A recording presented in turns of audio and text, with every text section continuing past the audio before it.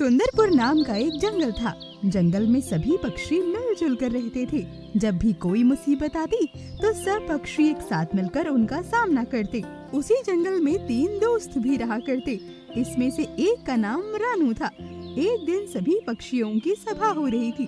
सभा में मोनू चिड़िया दूसरे जंगल से अपनी सहेली से मिलकर आ रही थी। अरे अरे, अब सभी लोग ध्यान से सुनो। दूसरे जंगल में सभी पक्षी बहुत ही परेशान हैं। क्यों? अब भला ऐसा क्या हो गया? अरे, थोड़े दिनों में तेज बारिश के साथ बहुत बड़ा तूफान आने वाला है। हमें अपना घोंसला जल्दी से बना लेना चाहिए ताकि हम तेज बारिश से बच सकें। अरे अरे मोनू चिड़िया, सबको बेवकूफ बनाना बंद कर।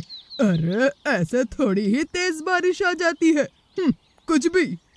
अरे मैं झूठ थोड़ी बोल रही हूँ, सच में तेज बारिश के साथ तूफान आने वाला है। अरे तुम लोग इसकी बातों में बिल्कुल मत आना। ये तो डरपोक है ही, और तुम सब भी डरपोक बन रहे हो जो इस मोनू की बातों में आ रहे हो। कोई तूफान उफान नहीं आने वाला, समझो तुम लोग। ऐसा बोल के कालू कौवा वहाँ से चला जाता है। कालू कौवा दरअसल बहुत ही आलसी और कपटी था। वो हमेशा दूसरों को परेशान करने का रास्ता ढूंढा करता था। अरे तुम दुखी मत हो, कालू कौवा तो ऐसा ही है। अच्छा हुआ तुमने बारिश के बारे में हमें पहले से ही बता दिया। हाँ मौसी, आप बिल्कुल ठीक कह रही हैं। अब बारिश से बचने के लिए हम कोई इंतजाम भी ढूंढ लेंगे। हम सभी को अपना घर अच्छे से बनाना पड़ेगा और घर के साथ साथ हमें खाने का इंतजाम भी करना पड़ेगा। बारिश के दिनों में खाना लेने बाहर नहीं जा सकते हम लोग। हाँ बिल्कुल सही कह रही है तू। हम तेज बारिश में भला खाना लेने कहाँ जाएंगे? चलो फिर जल्दी से हम लोग अपना घर बनाते हैं। बारिश कभी भी आ सकती है। इसके बाद सभी पक्षी अपना घोंसला बनाने के लिए लकड़ियाँ और अच्छी जगह खोजने के लिए निकल जाते हैं। थोड़ी देर के बाद रानू को बहुत अच्छी जगह मिल जाती है। अरे देखो तो सही, ये कितनी अच्छी जगह है। हम यहाँ पर अपना घोंसला बना सकते हैं। जगह तो वाकई बहुत बढ़िया है। यहाँ पर बारिश का पानी भी नहीं आएगा। ऐसा बोल के सभी पक्षी लकड़ियाँ लेने जंगल में चले जाते हैं। मजबूत लकड़ियाँ लेके सभी अपना अपना घर बनाने में लग जाते हैं। थोड़ी ही दिनों में सभी का घोंसला बनकर तैयार हो जाता है। रानू, मोनू और टीनू मौसी तीनों एक साथ बैठकर तभी बातें कर रहे होते हैं। अरे वाह, हम लोगों का घर तो बहुत ही अच्छा बन गया है। अब बारिश की कोई टेंशन नहीं है ना? अच्छा हुआ हमने बारिश आने से पहले ही अपना घर बना लिया। घर तो बन गया, लेकिन अनाज का प्रबंध नहीं हो पाया। अब वो कौन करेगा? मैं तो बहुत थक गई हूँ। अब मुझसे कुछ नहीं हो पाएगा। कोई बात नहीं मौसी, आप आराम कीजिए। हम आपके लिए अनाज का प्रबंध कर देंगे। और नहीं तो क्या मौसी, जब हमने मिलकर घर बना लिया तो हम अनाज का प्रबंध भी आराम से कर लेंगे। आप टेंशन मत लो। ऐसा बोल के दोनों चिड़िया अनाज लेने जंगल में चली जाती हैं। वहीं दूसरी ओर कालू कौवा को एक बहुत ही पुराना सा घोंसला मिल जाता है। अरे ये घोंसला किसका है? कोई दिखाई तो नहीं दे रहा। खैर, किसी का नहीं तो अब ये मेरा हुआ। ऐसा बोल के कालू कौवा घोंसले में देखने चला जाता है। अरे यहाँ पे तो सच में कोई नहीं है, और घोंसला भी पुराना दिख रहा है। कोई बात नहीं, अब से इस घोंसले में मैं रहा करूँगा। मुझे घर बनाने की भी जहमत नहीं उठानी पड़ी, और मुझे बना बनाया घर खुद ही मिल गया। कालू कौवा वो पुराना घर देखकर बहुत खुश हो जाता है और वहीं पर आराम से रहने लगता है। वहीं दूसरी ओर रानू और मोनू खाना लेके वापस आ जाती हैं। ऐसे ही देखते दिन बीतने लगते हैं। अचानक से एक दिन तेज बारिश शुरू हो जाती है। पूरे जंगल में तेज बारिश के साथ बहुत बिजली कड़कने लगती है। अरे देखा, कितना अच्छा हुआ जो हमने अपना घर सही समय पे बना लिया, वरना आज हमारा क्या होता। हम इस तेज बारिश में कहीं के नहीं रहते। बिल्कुल ठीक कह रही है तू। कितनी तेज बारिश हो रही है। हमने मोनू की बात मानकर बिल्कुल ठीक किया। अगर उस कपटी कालू की बातों में आते तो हम बहुत बुरे फंसते। अब इधर वो कालू कौवा पुराने घर में ही बैठा होता है और पूरे घर में पानी टपक रहा होता है। अरे यार, मोनू तो बिल्कुल ठीक कह रही थी। बारिश तो रुकने का नाम ही नहीं ले रही।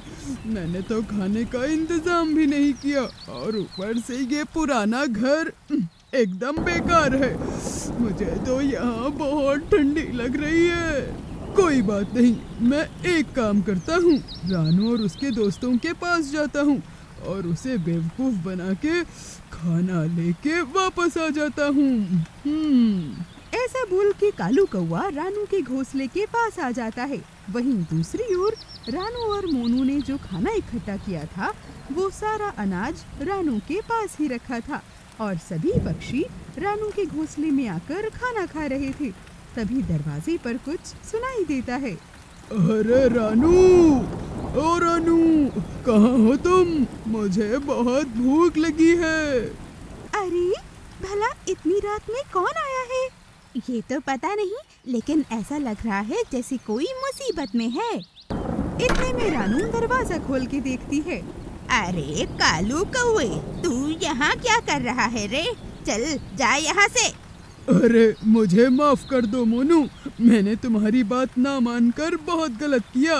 अभी के लिए मुझे बहुत जोरों की भूख लगी है, थोड़ा सा खाना दे दो।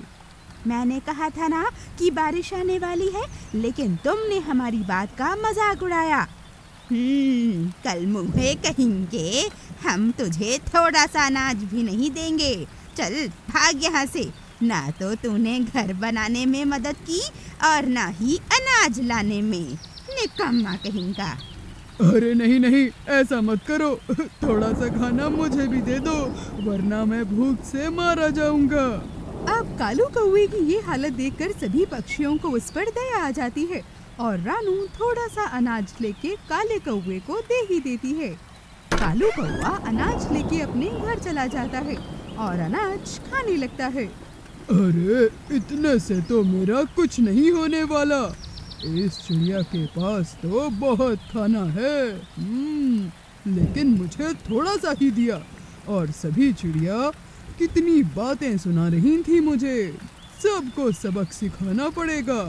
क्यों ना मैं उस चिड़िया का सारा अनाज चुरा लूं, तो मेरे खाने का अच्छा खासा इंतजाम भी हो जाएगा और उन सभी चिड़ियों को सबक भी मिल जाएगा कि मुझसे भिड़ने का क्या अंजाम हो सकता है। ऐसा सोचकर कालू कौवा देर रात गलत इरादों के साथ रानू के घर पर जाता है। सभी पक्षी खाना खाकर वापस अपने अपने घर पर सोने चले गए थे और तभी कालू कौवा खिड़की से देखता है। अरे रानू तो सो गई है। चलो यही मौका है, सारा खाना लेके चंपत हो जाता हूँ, किसी को पता भी नहीं चलेगा। कालू कौवा चुपके से घर में घुसकर सारा खाना पोटली में बांधकर अपने घर की तरफ उड़ने लगता है। लेकिन इतने में एक चील शिकारी अपना खाना ढूंढते ढूंढते उसी रास्ते पर आ रहा था और अचानक से उसकी नजर तभी कालू कौवे पर पड़ती है। कालू कौवे, तू इधर आ, मेरे खाने का इंतजाम तो हो गया। कालू कौवे को खाने में बहुत ही मजा आएगा। कब से मैंने चिड़िया का मांस नहीं खाया। ऐसा बोल के चील कालू कौवे पे चुपके से हमला कर देता है। अचानक से हुए हमले से कालू कौवा डर जाता है और इधर उधर भागने लगता है। लेकिन कालू कौवे के पास अनाज की पोटली थी।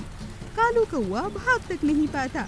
चील कालू कौवे को पकड़ लेता है और उसे मारकर अपने घोंसले पर ले जाकर आराम से खाता है। और तभी रानू की नजर घर पे रखे खाने पर जाती है, लेकिन रानू किसी को बताती नहीं है।